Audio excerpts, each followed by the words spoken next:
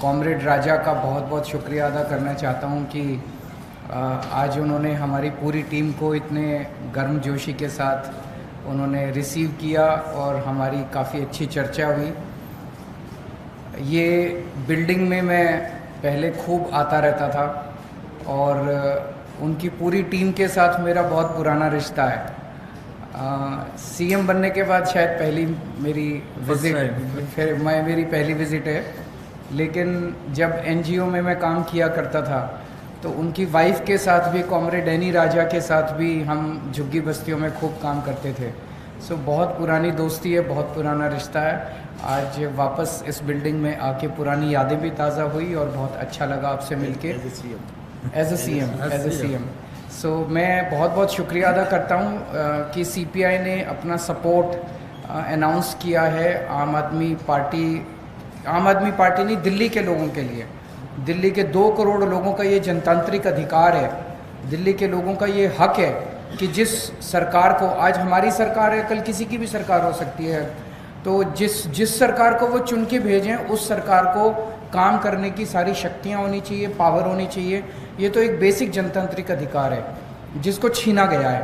तो आज सीपीआई ने अपनी सपोर्ट जनता के लिए, जनता के साथ दिल्ली के लोगों के लिए जाहिर की है। इसके लिए मैं आपका बहुत बहुत शुक्रिया अदा करता हूँ। दूसरा, इसको जितना मैं स्टडी कर रहा हूँ, मैं ये देख रहा हूँ कि ये अगर कोई किसी को ये लगे कि ये दिल्ली हाफ स्टेट है इसलिए दिल्ली के लिए ऑर्डिनेंस आया है, ऐसा नहीं है।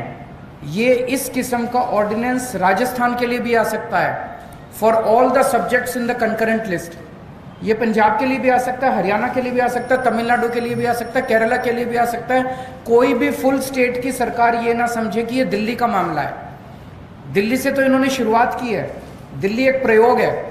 अगर दिल्ली के में इसको नहीं रोका गया तो कल जहां जहां नॉन बीजेपी सरकारें बनेंगी वहां वहां उन स्टेट्स के लिए ऐसा ऑर्डिनेंस आएगा। मुझसे लिखवा लीजिए आप।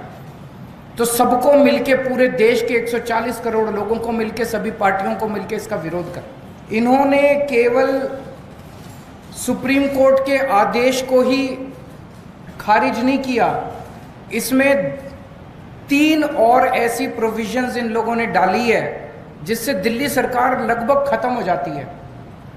इसके अंदर इन्होंने लिखा है कि अगर कोई मंत्री अपने सेक्रेटरी को कोई आदेश देगा तो सेक्रेटरी के पास ये पावर दे दी गई है, सेक्रेटरी डिसाइड करेगा कि मंत्री का आदेश लीगली ठीक है कि गलत है।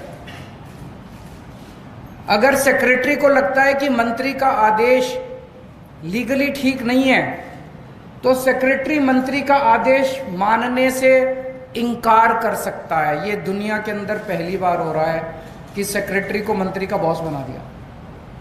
आपको 2 उदाहरण देता हूं, अभी पिछले हफ्ते हुए हैं दिल्ली सरकार में। विजिलेंस सेक्रेटरी को सौरभ भारद्वाज जी ने आदेश दिया वर्क एलोकेशन ऑर्डर की ऐसे ऐसे होगा। विजिलेंस सेक्रेटरी ने अपने आप को अब एक दिल्ली सरकार के अंदर इंडिपेंडेंट अथॉरिटी डिक्लेयर कर दिया है।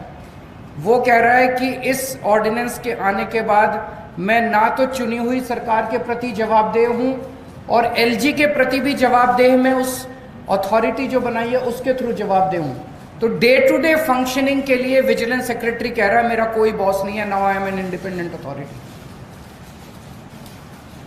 तो एक और केस के अंदर एक जगह झुग्गियां टूटी, जो हमारा दिल्ली सरकार का वकील था उसने कोर्ट में बहुत कमजोर दलीलें दी। ऐसा लगा कि वकील दूसरी पार्टी से मिला हुआ है। मंत्री ने आदेश दिया कि अगली हेयरिंग में हमें कोई अच्छा सीनियर एडवोकेट हायर करना चाहिए।